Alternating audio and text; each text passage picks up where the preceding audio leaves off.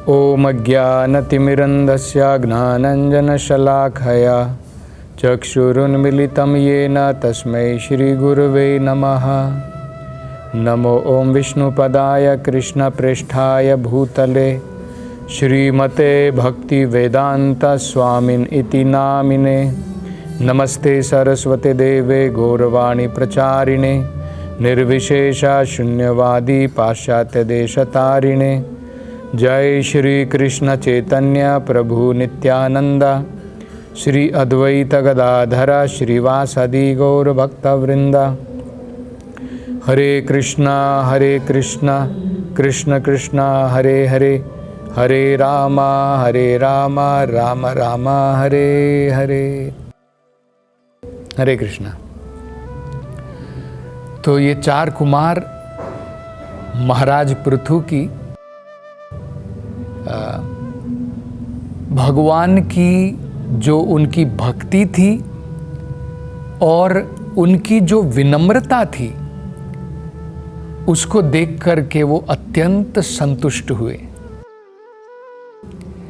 और मैत्रेय ऋषि पृथु महाराज के बारे में कुछ महत्वपूर्ण बातें बताते हैं।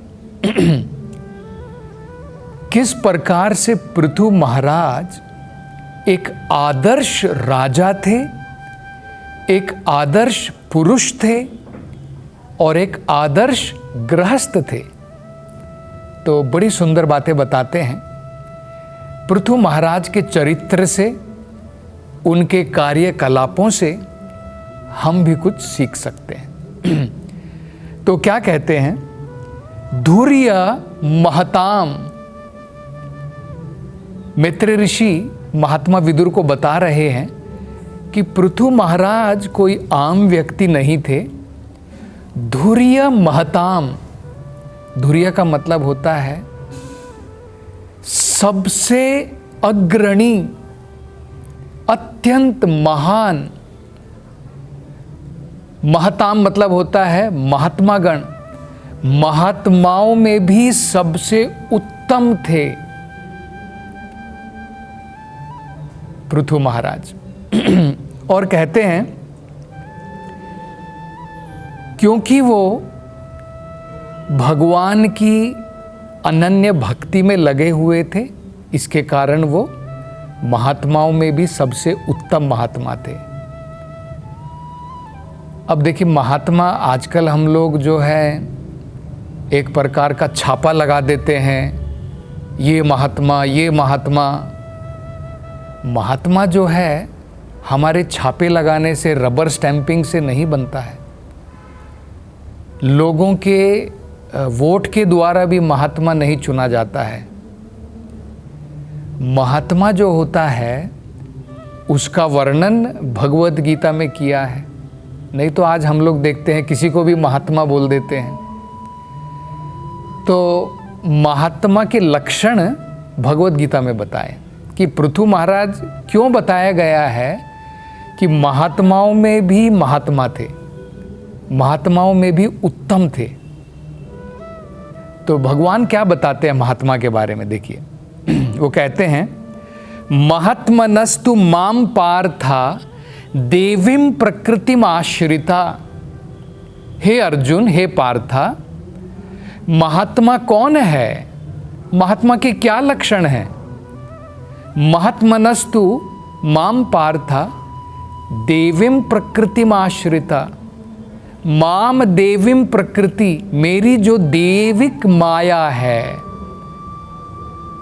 आश्रिता, उसके आश्रय में रहता है।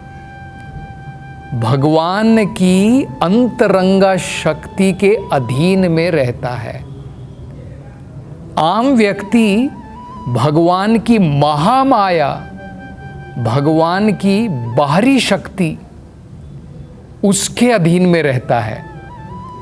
और भगवान का भक्त जो है, महात्मा जो है, वो भगवान की अंतरंगा शक्ति, देवी माया, एक महामाया, एक देवी माया।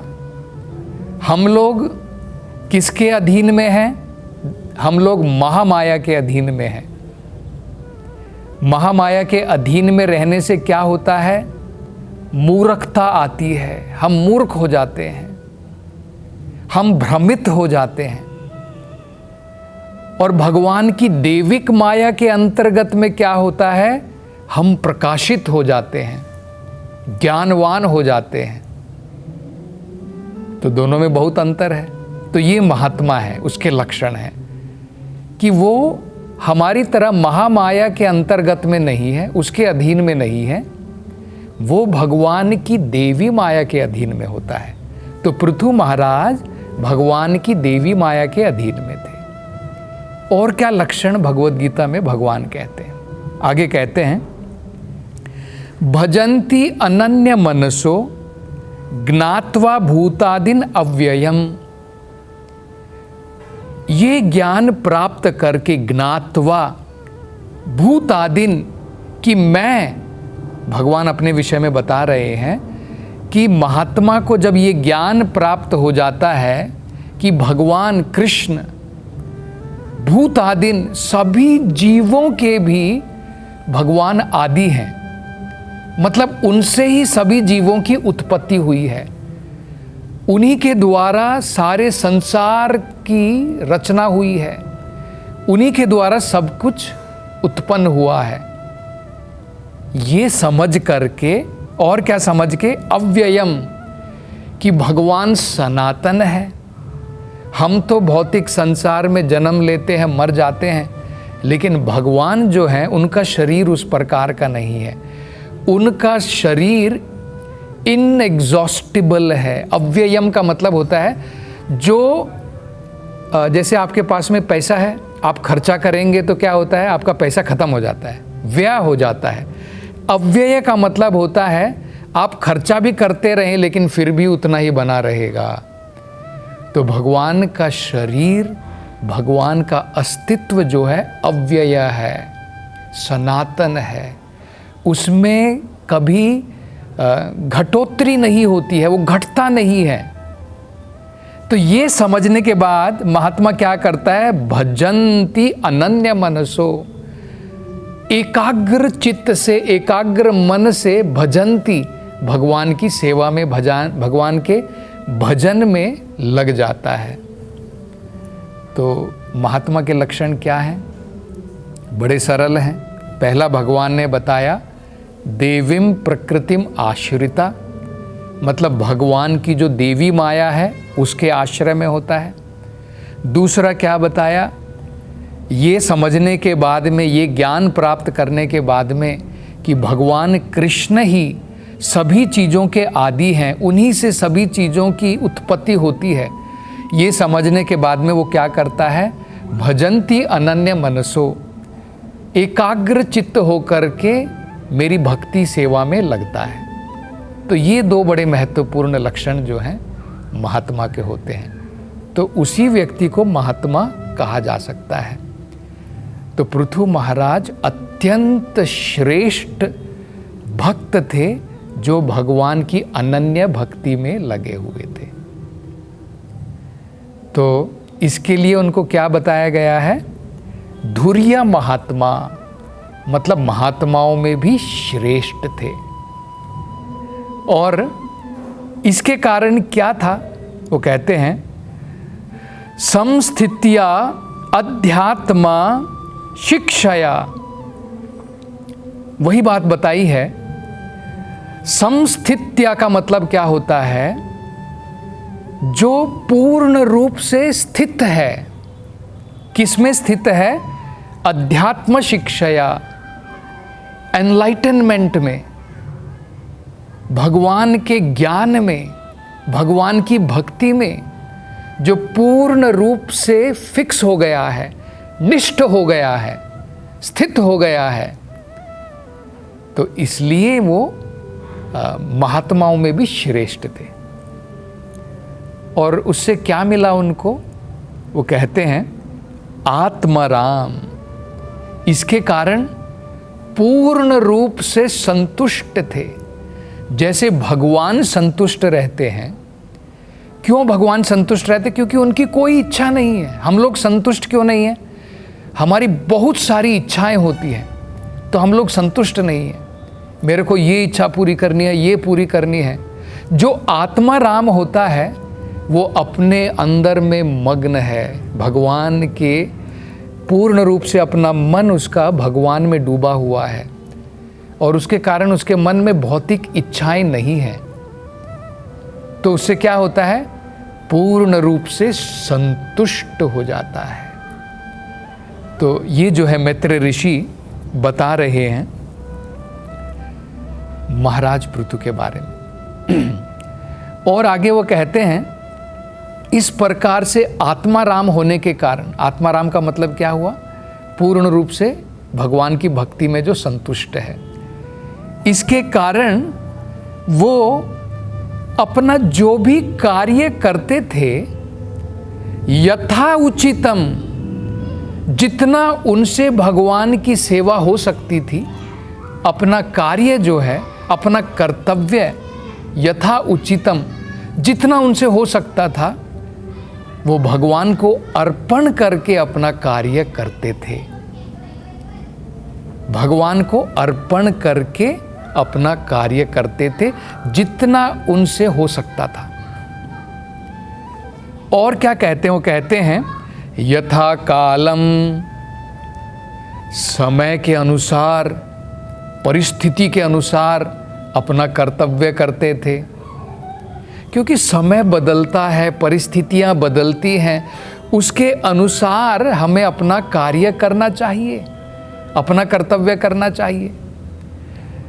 आपको उदाहरण दे सकते हैं। देखिए, मान लीजिए गर्मी का मौसम आ जाता है, कई बार बहुत गर्मी होती है, तो परिस्थिति बदल गई, तो अब घर के अंदर में जो माता होती है, माँ होती है, वो थोड़ी बच्चों को बोलेगी, बेटा अभी बहुत गर्मी हो गई है, अब मैं अपना कर्तव्य नहीं करूँगी, अब मैं कुकिंग नहीं करूँगी।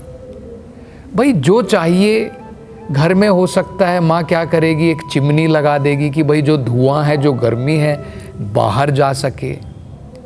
एग्जॉस्ट फैन हम लोग लगा लेते हैं। तो जो परिस्थिति के अनुसार जो हमें करना है उसको करके हमें जो है अपने कर्तव्य पर डटे रहना चाहिए हमेशा। परिस्थितियां तो बदलती रहेंगी, समय बदलता रहेगा, तो समय और परिस्थिति के अनुसार कुछ ना कुछ एडजस्टमेंट करके हमें जो है अपना काम करना चाहिए। इसे कहते हैं यथा कालम, समय और परिस्थिति के अनुसार अपना कर्तव्य करना चाहिए।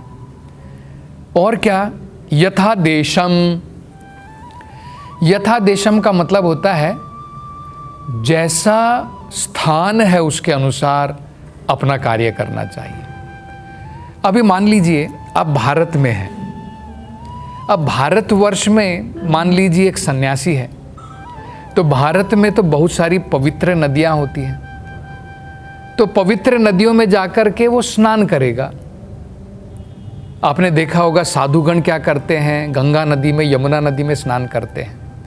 मान लीजिए यही महात्मा विदेश जाते हैं, तो वहाँ पर ना गंगा है ना यमुना है, तो क्या वो अपने कर्तव्य का पालन नहीं करेगा?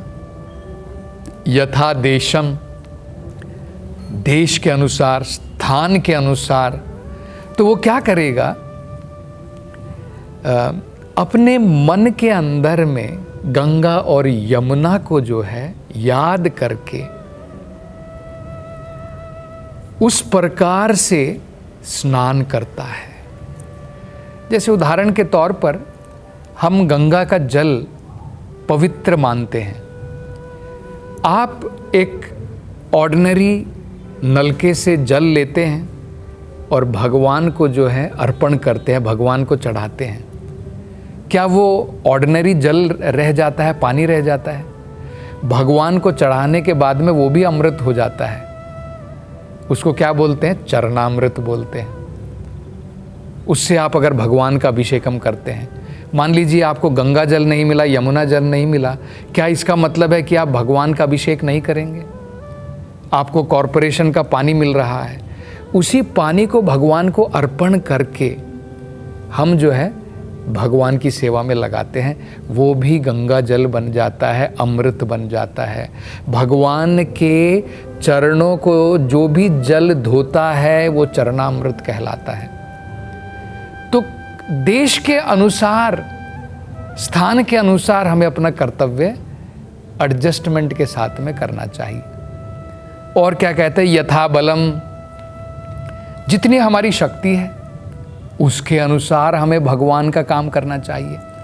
जो भी हम कार्य करते हैं भगवान को अर्पण करके करना चाहिए, वो तो महत्वपूर्ण है, लेकिन वो भी अपने बल के अनुसार।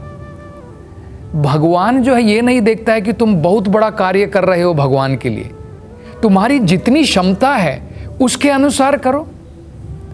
एक व्यक्ति जिसे संस्कृत का ज्ञान है वो बहुत सारे संस्कृत के श्लोक बोल सकता है, तो क्या भगवान जिसको संस्कृत के श्लोक नहीं आते हैं, क्या भगवान उससे खुश नहीं होगा?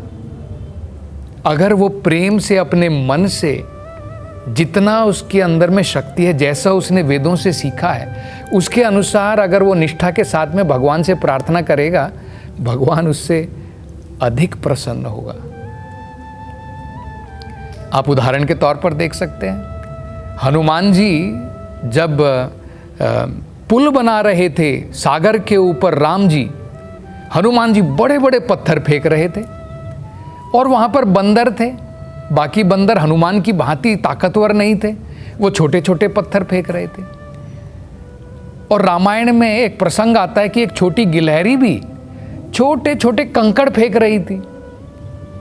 तो भगवान उनके सामर्थ्य के अनुसार प्रसन्न है, हनुमान जी से भी प्रसन्न है, उन बंदरों से भी, क्योंकि उनके बल के अनुसार, उनमें जितना बल है, अगर वो अपना पूरा बल भगवान के लिए लगाते हैं, भगवान संतुष्ट है। यथा बलम और क्या है, यथा वित्तम, जितना उनके पास में धन है उस धन के अनुसार वो भी भगवान की सेवा में। एक मान लीजिए एक व्यक्ति जिसके पास में 1000 करोड़ रुपये हैं, वो भगवान के लिए 1 लाख रुपये दान देता है। एक व्यक्ति अपने सारे साल के अंदर में मान लो केवल 5-6 लाख कमाता है और उसमें से 1 लाख अगर वो भगवान के लिए देता है, तो भगवान इस व्यक्ति से ज़्यादा प्रसन्न होगा, क्योंकि अपनी फाइनेंशियल पोजीशन के अनुसार उसने बड़ा बलिदान किया है भगवान के लिए। जिसके पास में 1000 करोड़ रुपये हैं उसके लिए 1 लाख कुछ भी नहीं है।